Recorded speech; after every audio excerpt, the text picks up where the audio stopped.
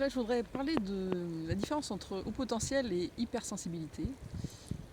Parce que souvent, cette question revient, est-ce que tous les hauts potentiels sont hypersensibles? Est-ce que les hypersensibles ne sont pas potentiellement hauts potentiels? Donc il y a des grands spécialistes qui disent « Ah non, pas du tout, c'est vraiment différent. Au potentiel, c'est 2-3%, il y a de la curiosité intellectuelle, un QI supérieur à 130, alors que hypersensible, c'est 20-25%, il y a des caractéristiques en moins, et, et des hauts potentiels peuvent ne pas être hypersensibles, voilà. Ils peuvent être seulement HPI, voilà, une sorte de sigle. Mais mon expérience, c'est que personnellement, une grande partie de ma vie, je ne me suis pas du tout considérée comme hypersensible, quoi. J'aurais jamais accepté qu'on dise de moi que j'étais plus sensible que la moyenne.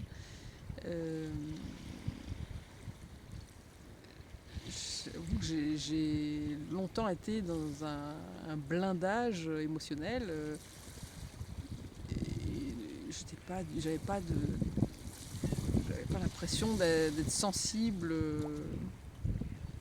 plus que ça aux éléments extérieurs, où mes cinq sens étaient plus affûtés. Mais je sais que voilà, vers la trentaine, j'ai connu un burn-out où tout mon blindage, justement, je l'ai senti vraiment s'effondrer, éclater. Et là, j'ai renoué avec ma sensibilité. Je me suis reconnectée à ça. Donc, pour moi, avant, j'étais en inhibition émotionnelle. Je, je cachais vraiment mes émotions et je me blindais par rapport à celles des autres pour ne pas me faire envahir. Donc j'avais vraiment cette armure autour de moi. Et pour moi, ça n'a rien d'irréversible. Une personne au potentiel qui n'est pas particulièrement sensible, c'est quelqu'un qui est blindé, quoi, qui s'est créé un blindage. Et ce blindage peut tomber à tout moment, par sa volonté ou par les circonstances de la vie.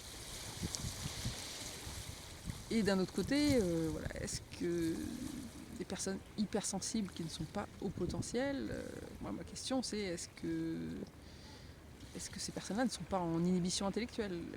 Est-ce qu'il n'y a pas une inhibition de leur curiosité?